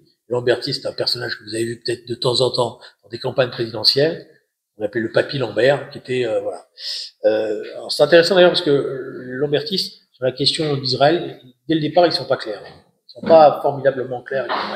Bon, voilà. Et Jospin, il était ça. Mais il va être envoyé par, infiltrer le Parti Socialiste. Et ça qui fait qu'il a une relation particulière avec Mélenchon. Mon avis personnel, c'est que Mélenchon, contrairement à même ce qu'il m'a raconté, quand il disait j'ai rompu, n'a jamais totalement rompu. Voilà. Il a toujours gardé un lien avec cette branche politique, etc. et tout. Et Jospin a caché son passé. Vous vous souvenez, il a avoué que tardivement, etc. Donc il y avait un truc d'anciens là où ils sont rendus des services. Et ils se sont rendus d'ailleurs sur mon dos. Et Jospin m'a écarté de toute responsabilité ministérielle et a valorisé Mélenchon à l'époque, etc. et tout. Donc, voilà. Et il a mis du temps à rompre un Mélenchon avec Jospin. Hein. Jospin avec Mélenchon. Hein. Il a mis du temps. Hein. Ce n'est que récemment qu'il a commencé à dire non, il va trop loin, etc. Et tout. Il a toujours une tendresse pour lui, hein, en disant non, quand même. Et tout. Donc, voilà. Ce qu'il faut savoir, et je finis, parce que c'est intéressant pour le moment dans lequel on est, c'est que Mélenchon, aujourd'hui, son bras armé, c'est un groupe qui s'appelle le POI, le Parti ouvrier internationaliste, qui est en fait que l'ancêtre du groupe lambertiste. Quand il fait ses réunions d'institut, la Boétie, etc., il les fait dans les locaux du POI, 37 boulevard rue Saint-Denis. Voilà. Et il a fait élire, je suis étonné parce que la presse est passée comme si de rien n'était. Il y a 3 dirigeantes de ce parti-là qui sont députées, qui ont été élues grâce à Mélenchon. Donc il y a un lien qui s'est reformaté. Le journal qui sort s'appelle Information ouvrière, c'est le bulletin de Mélenchon. Et alors eux, c'est des durs de durs, hein. C'est les commissaires politiques. Hein. Voilà. D'ailleurs, comment elle s'appelle, Raquel Garrido a dit, de toute manière, la France insoumise, c'est simple, il y a ce qu'on appelle une fraction qui dirige tout, dans toutes les villes, c'est les gens du POI. Oui, bonsoir. Bonsoir. En écrivant votre livre, quel type on va dire, de population vous voulez toucher dans un premier temps? Et pour vous, de quelle façon il serait possible de parer à LFI aujourd'hui en France? Alors, au départ, je voulais rien faire. J'ai des amis à moi qui sont venus me voir en me disant tu peux pas. Non, j'étais feignant. Et puis je dis c'est pas à moi de le faire. Voilà. J'avais un réflexe un peu amical encore, en me disant c'est pas à moi, je vais pas régler mes comptes. On va dire je règle mes comptes avec Mélenchon, etc. Que lui il a réussi, que je suis jaloux parce que moi j'ai pas fait tout. Bon, voilà. Donc ça m'emballait pas de le faire. Voilà. Et puis on m'a un peu poussé, et plus on avançait dans les semaines, et plus je me disais c'est trop. Voilà. Donc c'est pour ça que j'ai fait le livre. Voilà. Pourquoi je l'ai fait? Parce que pour moi c'était c'est un peu le rôle que je me donne un peu maintenant. Moi je suis un passeur, je suis pas candidat, voilà. Donc c'est permettre d'éduquer, de transmettre une information, de transmettre une culture, et à partir de là aussi d'alerter. Voilà. Et en tous les cas de donner des éléments à ceux qui ont envie de se battre à travers par la lecture de ce livre. Et souvent ça m'énerve d'ailleurs parce que je dis souvent aux jeunes, je dis mais ne faites pas comme les autres, lisez. On peut pas faire de la politique si on lit pas. On peut pas faire de la politique avec Twitter, TikTok et je sais pas quoi. La politique, c'est une culture. Et la culture, c'est l'histoire. Et si on connaît pas l'histoire, on peut pas faire de politique. Donc, apprenez à lire. Apprenez à comprendre. Il y a une phrase que j'aime bien qui dit qui n'a pas de passé n'a pas d'avenir. Donc, il faut connaître ce passé. Voilà. Donc, le livre, c'est un peu ça. C'est pour ça que j'ai fait ce passage où des copains de moi me disent, oh, putain, t'es allé loin, t'as plané là, et trop triste. Non, ça m'intéresse de raconter parce que dans les combats que vous allez avoir, etc. et tout. Donc, moi, je l'ai fait pour ça, pour donner, voilà. Alors, ce qui m'a désagréablement surpris, pour être honnête, c'est que l'éditeur m'avait dit au départ, on va faire le paquet. Bon, moi, c'était un bon éditeur, hein, soi-disant, etc. et tout. Et vous savez, quand je suis venu présenter alors, je l'ai donné à l'agent littéraire qui était Olivier Orban, vraiment, tu connais quand même une référence, qui me dit le manuscrit est formidable, le livre, j'ai appris plein de choses. Ah bon, j'étais content, quoi, hein, dans ces cas-là. Et quand vous faites un livre, vous allez présenter votre livre au représentant. Et voilà. Et donc je vais présenter mon livre au représentant. Et là, le patron qui s'appelle Barrault, qui est le patron de chez Plomb, il me bâcle en moins d'un quart d'heure. Il y a des gens qui veulent poser des questions, etc. Voilà. Et quand je sors, j'ai des copains avec qui j'allais boire un pot, je dis bon là c'est fini, le livre il est planté. Alors il me dit mais pourquoi tu peux dire ça? Je dis voilà, il dit il est planté parce qu'il m'a mis entre la vente des fleurs, la cuisine qu'il faut faire, etc. Il a empêché et il a pas fait ce que normalement doit faire un patron s'il veut vendre un livre, c'est dire attention, ce livre-là pour nous est important, ça va être un livre majeur de la rentrée, donc on vous demande auprès des libraires d'insister, etc. et tout. Il a rien fait du tout. Ce qui fait qu'ils ont fait une mise en place dégueulasse. Je suis pas en train de me plaindre, mais dégueulasse. J'ai des centaines de copains qui m'ont dit, on allait dans les librairies, le livre était pas là, il n'était pas en place, etc. Heureusement qu'il y avait, paradoxe, c'est heureusement qu'il y avait Amazon, hein, parce que sinon, voilà, j'aurais quasiment pas vendu. Voilà. Donc, ils ont fait et pourquoi ils ont fait une mise en place dégueulasse? C'est très simple. C'est parce que dans les librairies où les libraires qu'on avait commencé à contacter avec des copains, des signatures étaient prévues, toutes les signatures ont été annulées. Toutes. Je n'ai pas pu en faire une. Pourquoi?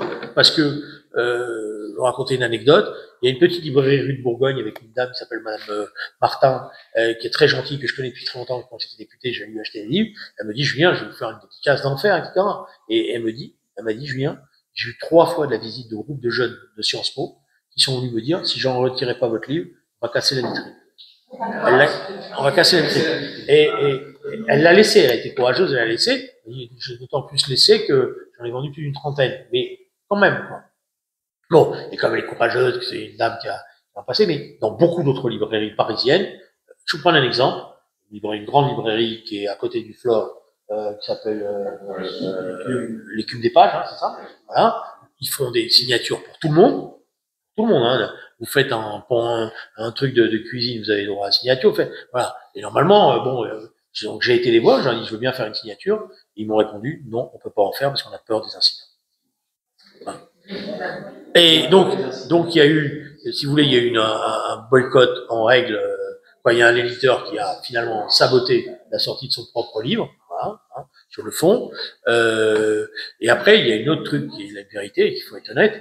Et moi, j'aimais pas le reconnaître avant, et maintenant je me heurte à ça et j'ai compris. Et là-dessus, je reconnais que mon interlocuteur de CNews a raison. Un boycott du service public comme j'ai jamais vu. Jamais vu ça. Hein, jamais vu ça. Pas une seule invitation. Pas une seule invitation. J'étais convaincu qu'au regard y compris ce que j'avais écrit et tout, j'allais avoir quelques émissions, voilà, France Culture, voilà. Et je veux même vous dire une chose. Alors, je l'aime bien, je l'adore, tout ce que vous voulez, etc. C'est une fille de qualité. J'étais convaincu qu'Apolline de Malherbe allait m'inviter à BFM. J'étais convaincu. Je me disais, pour moi, c'était élémentaire. Et elle m'a dit, je peux pas parce que ma direction ne veut pas. En tout cas, vous êtes ici et nous vous invitons. Une dernière question et nous allons clôturer la conférence. La dernière question que je voulais poser, à savoir, est-ce que vous pensez qu'il y aurait la possibilité aujourd'hui de montrer justement un titre? Alors, c'est pour ça que, pour le contrer, il faut l'affronter idéologiquement. Il faut rien lui laisser passer. Rien. Donc il faut taper. Il faut pas baisser les yeux. Il faut sans arrêt l'acharner. À côté de moi, il y en a un qui fait ça très bien. D'ailleurs, c'est pour ça qu'ils s'acharnent contre lui, parce qu'ils veulent le faire plier. Voilà.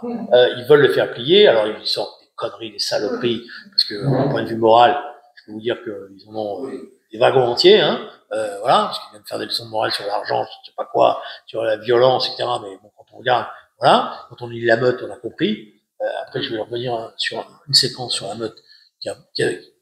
Bon, enfin, je vais revenir après là-dessus. Voilà, donc il faut frontal et pas reculer. Voilà. Au rugby, on dit si tu recules la première mêlée, tu vas reculer tout le match. Voilà. Et ben, il faut pas reculer. Voilà. Mais pour ça, il faut travailler. Si vous venez simplement lui dire t'es un antisémite, un machin, etc., ça, non, il faut travailler sur le fond. Là, il faut arriver en disant là, tac, là tu dis ça, là tu dis ça. Il faut pas le lâcher. Mais sur le fond, la Chine, boum, l'Algérie, boum, la déclaration, là, boum, boum, boum, boum. Et à la fin, c'est comme tout. Il part, mais il y aura toujours, et il fait des fautes. Et quand il fait des fautes, c'est là qu'on montre que, voilà, où il va péter ses boulons. Mais il refute. Mais, par exemple, moi, je n'arrête pas de dire, alors nous, avec la direction de CNews là-dessus, ils sont sympathiques, et moi, j'ai dit, mais quand tu veux, où tu veux. Quand tu veux, où tu veux. Dans la forme que tu veux. Bah, il ne verra jamais. Voilà. Bon. Mais j'arrêterai pas. Parce qu'un jour ou l'autre, il y aura peut-être un journaliste courageux. Vous avez remarqué, il n'y a aucun journaliste qui a posé la question. Il y a un journaliste courageux, mais monsieur, pourquoi vous n'avez pas voulu débattre avec Julien Drey? Et là, j'attends de voir ce qu'il va dire. J'attends. Parce que je sais ce qu'il ne pourra pas dire, et il sait que je sais ce qu'il ne pourra pas dire, et donc il est dans la merde. Allez, dernière question. Oui. Le traitement médiatique de la meute n'a pas été le même. Moi, je les trouve beaucoup plus virulents Un peu de discipline. sur les en tant que parti, sur les individus qui proposent ce parti, que ce que vous avez pu écrire dans votre livre. Vous expliquez ça comment? Par rapport à vous en tant que personnalité, par rapport au fait qu'ils se sont aperçus que ils auraient dû vous inviter si on en fait, parce qu'en fait, les deux écrivains qui vous avez monté la meute, on les a vus sur pratiquement quasiment sur ce que Alors, Frédéric vous a donné déjà les journalistes entre eux, ils s'envoient les ascenseurs. C'était 2 journalistes, une de la rédaction de Libération, l'autre du Point. du monde. Bon, donc déjà, ils sont dans les rédactions, donc c'est difficile. Voilà, premièrement. Deuxièmement, il y a eu certainement à un moment donné une sorte de mauvaise conscience d'un certain nombre de rédactions, et c'est là où on voit la manière des choses, pourquoi ils ont fait la meute. C'est moins emmerdant d'aller critiquer Mélenchon sur le fait que c'est pas un démocrate, que sur le fait que c'est un antisémite. C'est plus facile pour les rédactions de dire « Ah, c'est un autocrate, c'est pas bien, etc. » que de dire « Non, c'est un antisémite. Non, non, il a basculé du côté de la force obscure de l'histoire. » Voilà. Ce que ne dit pas la meute. Vous avez remarqué, la meute, elle décrit les mœurs. Bon, les mœurs, voilà, ouais, c'est un autocrate, ouais, il est dégueulasse, etc. Et je vais vous donner une anecdote dans la meute qui m'a, moi, particulièrement touché. Et je me disais, et j'ai encore des illusions, ça va faire mal quand même. Et c'est la seule chose dont j'ai lu nulle part.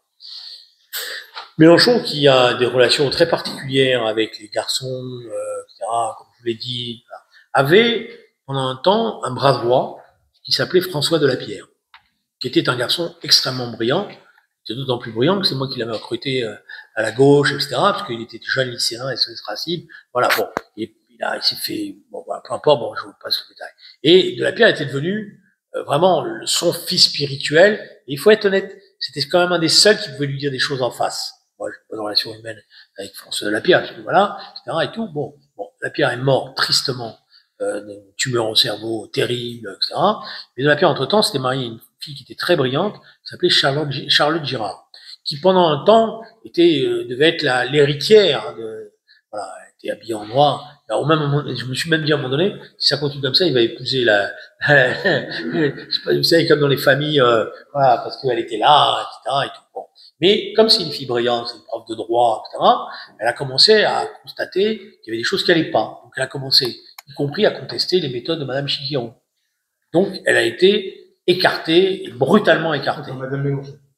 Oui, bon, Madame Mélenchon, elle n'est pas mariée. Bon, mais tout le monde le sait, ça. Et puis elle a été brutalement écartée, et salement écartée. Elle s'est tue parce que voilà, mais quand en privé, quand on lit la meute, on comprend qu'elle a dit des choses, quoi. Voilà. Mais bon, elle s'occupe de ses 2 enfants, bon, voilà, peu importe. Mais c'est une fille brillante et vraiment très attachante. Et il y a un truc dans le livre qui est terrible, c'est quand elle commence à s'opposer à lui, il lui envoie un tweet où il dit « François n'aurait pas du tout aimé ce que tu viens de faire. Je peux vous jurer que s'il avait été en face de moi, c'est pas ma canne que je lui cassais. C'est pas ma canne. J'ai appelé les journalistes en disant, c'est que ce truc. Elle dit non, c'est vrai, Julien. Comment il a osé faire ça? Oser convoquer la mémoire d'un mort pour aller insulter la veuve en lui disant ça? Mais quel est le salopard qui peut faire ça? Vous voyez, si c'est sur le truc, je le dis ici, hein. Quel est le salopard qui peut faire ça? C'est pour ça que je le casse. Rien que pour ça. Parce que il a le droit de dénoncer Charlotte Girard, etc. Mais aller se convoquer la mort d'un type qui est mort dans des conditions dans lesquelles c'est, après avoir fait, etc., et en insultant sa veuve, en disant, t'as vu, voilà, qui peut faire ça? Oui, alors... Et pourquoi je vous dis ça? Parce que je m'attendais, quand j'ai lu la meute, à ce que cette histoire-là devienne un élément majeur, parce que ça révèle beaucoup de choses, quand même. Ben, c'est le seul truc dont ils n'ont pas parlé. Bien. Alors, et ça m'en dit beaucoup, moi, sur le traitement médiatique. Bon, j'ai du respect pour les journalistes, mais ça m'en dit beaucoup sur la manière. C'est pour ça que je suis convaincu que la meute, sur le fond, n'a pas fait mal à Mélenchon. Voilà. C'est passé, voilà. Chez ce militant, ça a eu aucun impact, quasiment. Et au contraire, ça fait la forteresse assiégée, etc. et tout. Ça fait plaisir à quelques rédactions qui sont achetées une bonne conscience comme ça en disant, vous avez vu, etc. Mais sur le fond, ça lui fait pas mal. Parce que c'est sur les idées que ça lui fait mal. Le reste, c'est un autocrate. Bon, ben, je veux dire, machin est aussi un autocrate, l'autre, bon, ouais. Pardon. Oui, bonsoir Julien. Je m'appelle Meyer Drahi. Pardon? Meyer Drahi, on a le même ton, même patronyme. Alors moi, je voudrais pas relancer le débat, mais je voulais simplement vous dire que quand même depuis pas mal d'années, tout à l'heure vous parlez d'histoire et de connaissance de l'histoire. Moi, j'en ai un petit peu. Ne serait-ce que par mon âge et par le bénévolat que j'ai fait au sein de la communauté, puisque je m'occupais de la sécurité du 93 pendant pas mal d'années. Alors moi, je voudrais vous dire, là aujourd'hui, on parle de Mélenchon qui essaie de draguer un petit peu toutes les voix communautaires. Mais enfin, François Mitterrand fait aussi un peu la même chose. Et en 83, quand il y a eu la mort de ce jeune à la Courneuve, rappelez-vous, où il s'est même lui-même déplacé d'ailleurs, et c'est à partir de là d'ailleurs qu'il a créé l'association SOS Racisme. Non, c'est moi qui l'ai créé. Oui, je sais bien que c'est vous, mais elle est partie de son idée quand même. À qui? Mitterrand. Mais ça va pas, non? Vous êtes sûr? Bon. Non, mais Ok. Non, mais ça va pas, non? Je retire. Non, mais c'est une insulte que vous êtes en train de Non, dire. c'est pas. Quoi que Mitterrand m'a téléphoné, m'a dit j'ai une bonne idée, je viendrai, vous allez le faire. Bah écoutez, à C'est que j'ai raconté des conneries pareilles. à l'époque, c'est ce qui se disait. Non, c'est ça, j'ai jamais dit. Après, il y a des mecs qui ont dit, ouais, vous savez, moi, je l'ai fait tout seul. Voilà. Tout seul, avec mon idée, avec mes copains. Voilà. Il se trouve que ça a pris une ampleur considérable, et à ce moment-là, moi, vous savez, quand c'est que j'ai Donc il a récupéré l'affaire. il n'a rien récupéré du tout. Il a laissé faire. D'ailleurs, justement, ce qu'il me disait souvent, par rapport à d'autres, il me disait, faites votre travail. On se fera des signes de temps en temps. Voilà. Et il m'a toujours laissé libre de faire ce que je voulais. Il m'a jamais rien demandé. En me disant, appelez à voter, jamais. Et voilà. Alors après, on a réécrit les histoires, etc. Voilà, SOS, ça correspond simplement à un moment donné dans la société où il y avait des crimes racistes, je vous rappelle, des vrais crimes racistes. Il y avait des jeunes qui, voilà, et il y avait une société qui voulait exprimer une fraternité et qui avait peur de la montée. C'était pas Marine Le Pen, c'était Jean-Marie Le Pen, hein, je vous rappelle à l'époque. Hein. C'était pas la même chose, d'accord? C'était pas la même chose, y compris dans les propos et dans ceux qui étaient autour de Jean-Marie Le Pen. D'accord. Maintenant, voilà. Autant moi j'ai toujours dit que je ne tirais pas un trait d'égalité entre Marine Le Pen et Jean-Marie Le Pen. Bon, mais Jean-Marie Le Pen c'était autre chose. On est d'accord. On est d'accord. Bon, alors autant pour moi, mais en tout cas c'est un petit peu les rumeurs. Donc je veux pas relancer ni de questions. On a l'impression qu'on est un peu cocufié quand même, malgré tout, de revenir encore une fois avec ce qu'on a un peu connu depuis pas mal d'années, avec toujours cette gauche qui, de temps en temps, il y a toujours quelques électrons libres qui partent un peu à droite, à gauche et plutôt à gauche et à l'extrême gauche. Voilà. Donc la question, c'est demain, même s'il y a une troisième voie, est-ce que dans cette troisième voie, il va pas y avoir encore des gens qui vont s'inscrire, s'introduire dans cette troisième voie de gauche, voilà, qui nous pourrit quand même l'existence depuis pas mal d'années, je pourrais presque dire depuis pas mal de décades, parce que ça remonte quand même à pas mal d'années. D'accord. Donc tout est à la faute à la gauche. Non. Ah bon.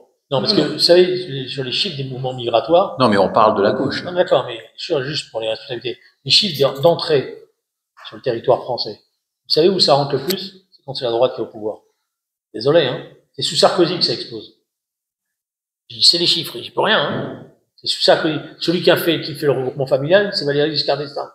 Voilà. Bon. Donc moi, je veux bien, je dis pas que la gauche n'a pas de responsabilité, mais dire, tout ça, c'est la faute à la gauche, etc. Et dans les villes, vous voulez que je vous cite le nombre de villes où les maires de droite, ils ont fait des accommodements raisonnables avec une partie des communautés maghrébines pour pouvoir se faire élire? Vous voulez que je vous en cite? J'en ai plein, moi. Hein, bon, merci d'avoir cité, mais j'en ai d'autres. Hein. Voilà. Donc, autant la gauche a certainement sa responsabilité, mais me dire à moi, tout ça, c'est la faute à la gauche, et nous, on n'y est pour rien. C'est pas du tout mon propos. Et je l'ai cru comprendre comme ça. On s'est mal compris. Alors, simplement, si on peut même remonter aux années Toussaint, qui parlait de la race juive, après Touvenel, après il y a eu les Drummond, les coups les plus bas et les plus durs sont venus quand même de la gauche. Ah, je savais pas que c'était la gauche qui avait fait 1942, la RAF. Je savais pas que c'est la gauche qui avait fait Pétain. Ne parlez pas de ça, parce que moi, D'accord. Je savais pas que c'était, si, j'en parle. Parce que c'est pas la gauche qui a fait c'est Pétain, c'est quoi, alors? C'est rien? Et tous ceux qui l'ont secondé étaient bien les Laval et d'accord, mais après, il n'y a pas toute une partie de la droite qui a été avec Pétain? Excusez-moi, mais j'ai cru comprendre que oui, quand même, hein. Mais c'est pas un concours, je veux dire. Là, on est en train de parler de l'impact de la gauche antisémite. Non, moi, je n'admets pas. Je vous dis, vous voyez, avec mon caractère et mes 70 ans, je n'arrête pas qu'on me dise, la gauche, elle a toutes les tares du monde, et la droite, elle a rien, voilà, et c'est la faute à la gauche, tout ça. Non, c'est pas vrai. Voilà. Mais et je le dis d'autant plus aucun comparatif. D'autant plus que, si vous voulez, je vais aller, parce que vous m'avez cherché, vous dire, La guerre d'Algérie, je l'ai là, moi aussi. Hein. Parce que celui qui a négocié avec les plus pourris et qui a donné le pouvoir, c'est le général de Gaulle. Parce qu'on pouvait faire autrement en Algérie. On pouvait faire totalement autrement. C'est lui qui a négocié avec voilà, et qui a lâché les pieds noirs. Et pourquoi? Parce qu'il voulait le pétrole. Point à la ligne. On est d'accord là-dessus. On est d'accord là-dessus. Encore une fois, c'est pas un contour. Vous savez, moi, j'oublie pas juste un truc. J'oublie pas juste un truc. Moi, je dis le 5 juillet 62. D'accord? 5 juillet 62, Oran. 900 morts. 900 pieds noirs morts. L'armée française est la Merz el-Kébir. À partir de midi et demi, elle sait ce qui est en train de se passer. Le général Katz, qui est là, il veut pas rentrer. Il ne rentrera qu'à 17h30. C'est-à-dire qu'il y a des centaines de pieds noirs, dont des gens de ma famille, qui sont morts. Parce que à Paris, on lui disait qu'il fallait pas le faire. Donc on vient de pas me donner des leçons. Il ne s'agit pas du tout de vous donner la moindre leçon, d'ailleurs je ne me permettrai pas. Et c'est pas du tout à ce niveau-là. Enfin, comprenez quand même malgré tout. Moi, je me rappelle, quand j'étais devant le préfet, quand je parlais de sécurité, à l'époque, en 80, où j'avais un maire communiste qui était devant moi, le maire de Blanc-Manille, par exemple, ben, je vous assure, il fallait l'écouter. Et déjà, à l'époque, il nous disait, ben, qu'est-ce que vous voulez, ils sont quand même plus nombreux, et c'est vers eux qu'on tourne. Donc, c'est pas une nouveauté, ça fait des années que ça existe. D'accord, mais bon, il était communiste, il n'était pas un copain de Julien Drey. Bon, tant que je sache. Et sur la sécurité, et en plus avec moi, vous tombez mal quand même. Oui, le premier qui a écrit un rapport en disant il y a une dérive mafieuse des banlieues, dérive mafieuse des banlieues. Personne ne l'avait écrit. Rapport de Julien Drey, parlementaire 1992. D'accord? Même la droite, elle n'osait pas le dire à l'époque. Moi, j'écris, il y a des armes, il y a une dérive mafieuse des banlieues. Donc, on a fini le temps de la gentillesse, etc. et tout. Je fais un livre qui s'appelle État de violence en 1998, qui commence comme ça. Un jour, ils tireront. D'accord? On m'a appelé la gauche barbelée. Ben, je m'en fous, hein. Ça me gêne pas. Alors après qu'il y a une forme de naïveté, que toute une partie de la gauche a, sur des questions de sécurité, eu une naïveté à laisser faire et a cru, à tort, que si elle résolvait les questions sociales, elle résolverait les questions de violence, ça, j'ai aucun problème pour vous le dire. Et j'assiste d'ailleurs maintenant, ça qui m'angoisse, à une régression intellectuelle par rapport à ce qui avait été le travail qu'on avait fait, nous, parce que la police de proximité, je l'ai inventée avec Daniel Vaillant. Voilà. Donc, vous voyez, on n'était pas, voilà. Les caméras vidéo, j'ai été le premier vice-président de région, elle peut en témoigner, qui se battait, elle était là, elle sait, donc voilà, j'invente rien, pour dire, elle a les verres qui me cassaient voilà, vous avez compris, il y aura des vidéos. La vidéo, c'est utile. Alors, je vous trouve quand même extraordinaire. Je suis extraordinaire. Julien, je vais vous dire, parce que, très sincèrement, moi, j'ai fait un livre que j'ai dédicacé pour vous, et je vais vous le remettre, sur lequel je salue votre courage, et surtout depuis pas longtemps, et la sincérité de vos propos. Et quand je parle de gauche, par pitié, ne prenez pas le flambeau de toute la gauche. Ah, jamais pris pour Non, mais là, c'est ce que je vous dis. Là, non, moi, je vous parle juste de Poitiers. Moi, je vous parle de ma famille politique. Moi, j'ai vu mes enfants quitter le 93. Moi, j'ai vu mes enfants être comme beaucoup d'autres, insultés, même tapés dans les écoles. Et quand on nous parlait, et c'est en 1980, depuis 1980, et je vous assure, on avait ce genre de problème. On ne croyait pas, on ne nous écoutait pas. Pas plus à droite que la gauche. Alors, bon, 1980, il se trouve que moi aussi, j'étais en banlieue. J'étais à Rosny-sous-Bois, dans le 93, j'ai été lycéen, et j'étais pion jusqu'en 84. Vous êtes plus jeune que nous. Non, je crois pas que je sois plus jeune. Je fais plus jeune.